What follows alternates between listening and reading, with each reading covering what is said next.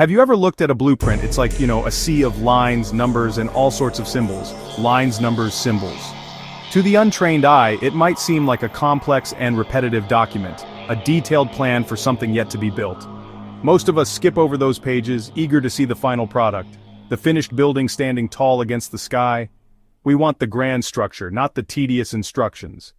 This is how many approach the final chapters of Exodus. We read the thrilling stories, plagues, the parting of the Red Sea, the giving of the 10 Commandments on a fiery mountain. And then, after the thunder and fire, the narrative slows.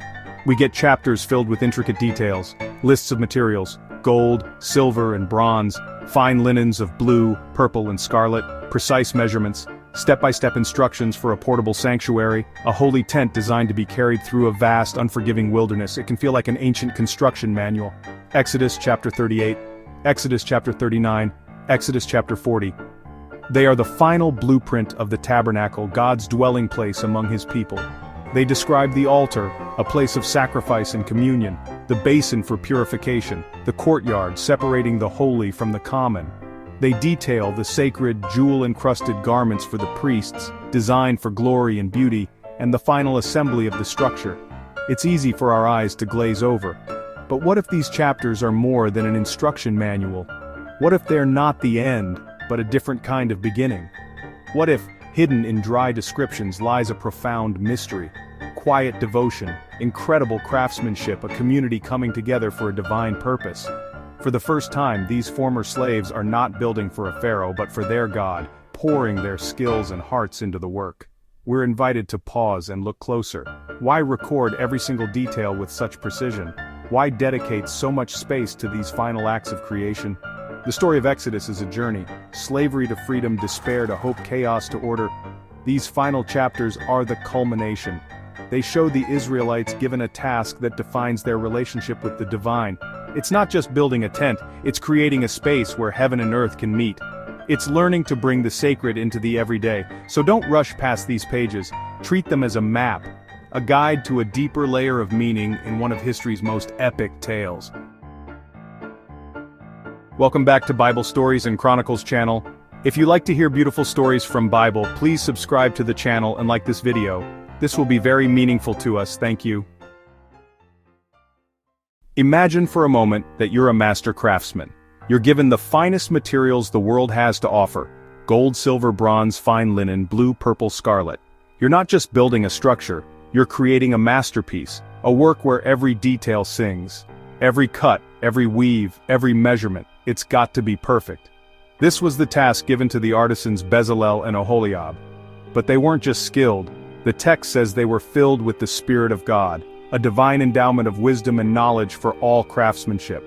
Exodus 38 and 39 pull us right into their bustling workshop, showing us the incredible skill and dedication poured into every element of the tabernacle and its furnishings. We see the raw materials, offerings willingly given by the people, a nation of former slaves now free, generously giving back the wealth they carried out of Egypt in a profound act of gratitude. These materials are being transformed into objects of immense beauty and spiritual weight.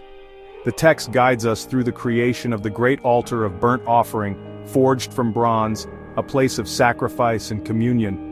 We witness the fashioning of the bronze basin, and here, the text gives us a stunning detail.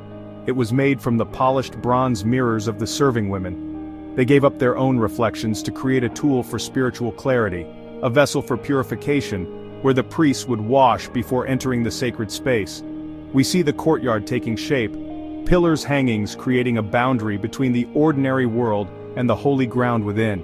Each item is described with a level of detail that honestly feels almost overwhelming. We learn about the specific number of sockets, the types of hooks, and the exact dimensions of the curtains. This divine precision was a lesson in itself, teaching that their God was one of order, not chaos, a God who cared about the specifics. It's a universe of intricate, interlocking parts coming together to form a perfect whole. Then our focus shifts to the priestly garments. The narrative walks us through the creation of the holy attire for Aaron and his sons.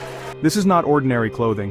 Each piece is imbued with deep symbolism. We see the ephod, a sacred vestment woven with gold thread. We learn about the breastpiece of judgment set with 12 precious stones, each engraved with the name of a tribe. Tucked inside were the Urim and Thummim, mysterious objects used to discern God's will, each representing one of the tribes of Israel.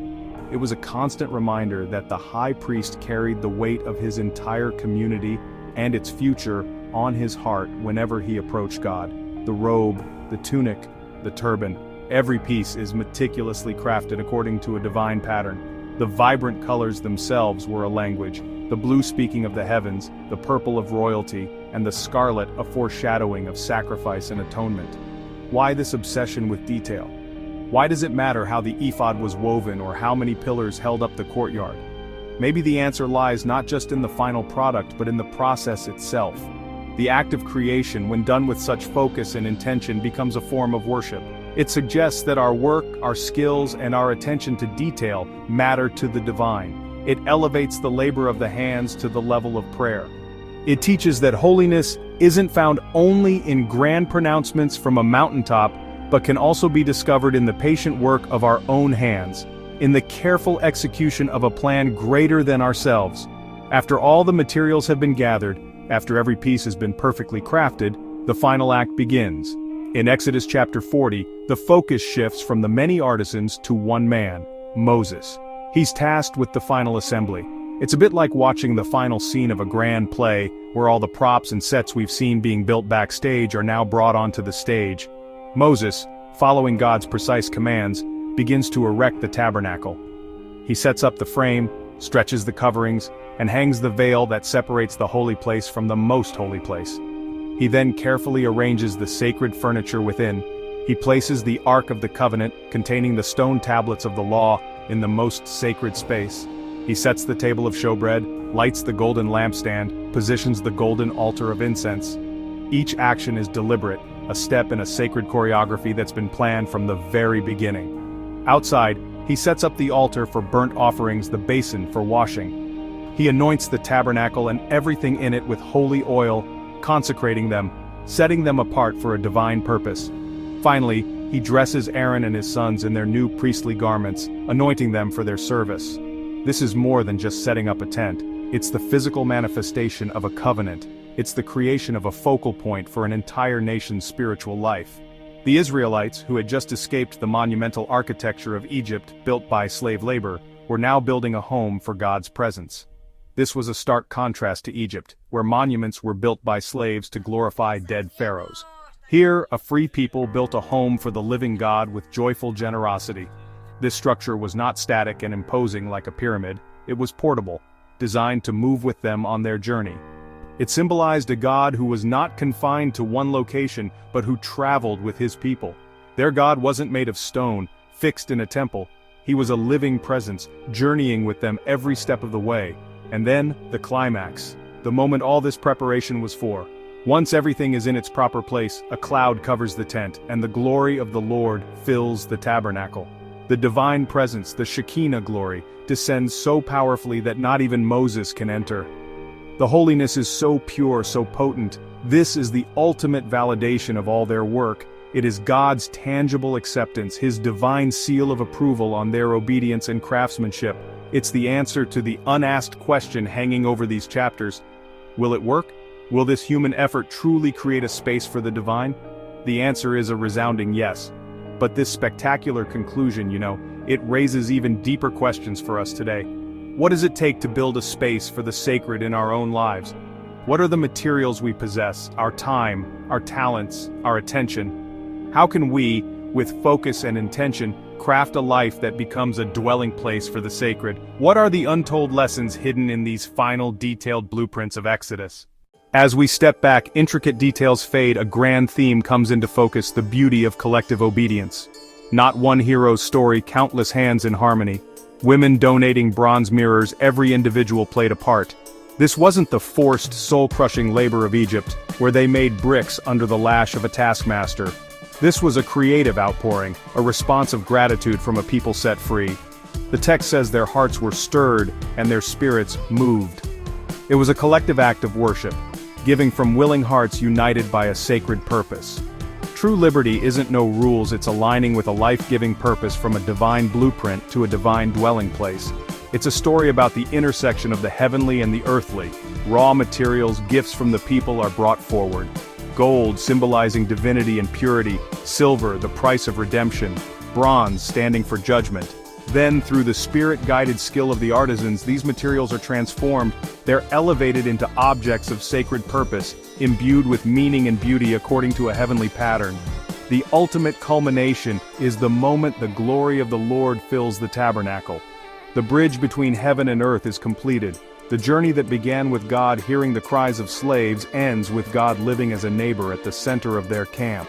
While the Tabernacle of Exodus was a specific structure for a specific time, the lessons from its creation echo through the centuries, inviting us to consider its modern-day relevance. In an age of digital distraction and constant noise, our wilderness can feel just as disorienting as the desert of Sinai. The Tabernacle's lesson is about creating a deliberate center, a focal point for our spiritual lives amidst the chaos of our busy, modern world. Just as the Israelites brought their willing offerings, we are called to bring our own unique gifts to this work. Our gold might be our time, our silver, our talents, our fine linen, our focused attention and care. The story of Bezalel and Oholiab reminds us that professional skills, our artistic abilities, our capacity to teach and lead, can all be consecrated for a higher purpose. Building a sacred space today is a collaborative effort, requiring the diverse contributions of the entire community. It suggests that creating a sacred life requires both order and dedication. We must intentionally arrange the furniture of our lives, our priorities, our relationships, our daily routines in a way that honors the sacred. Ultimately, the story of Exodus 38-40 is a story of hope. It ends not with a command, but with a presence. And crucially, this was a portable presence. The tabernacle was designed to be deconstructed and moved, a sanctuary for a people on a journey. The cloud and the glory are a promise that when we faithfully and obediently prepare a place for God, He will fill it, not just in a static location, but wherever our journey takes us. This is the enduring lesson of the tabernacle. It encourages us to never stop building. We're called to be artisans of the holy, to construct sanctuaries of peace, justice, and love, in our families, our workplaces, and our societies. For in doing so, we participate in the timeless work of creating a dwelling place for the divine, inviting the glory of God to fill our world, not just for a moment, but for all the days of our journey. We will continue with another beautiful story from Bible in our next video. If you have not, please subscribe to this channel to help us to grow these contents to wider audience. Thanks for watching.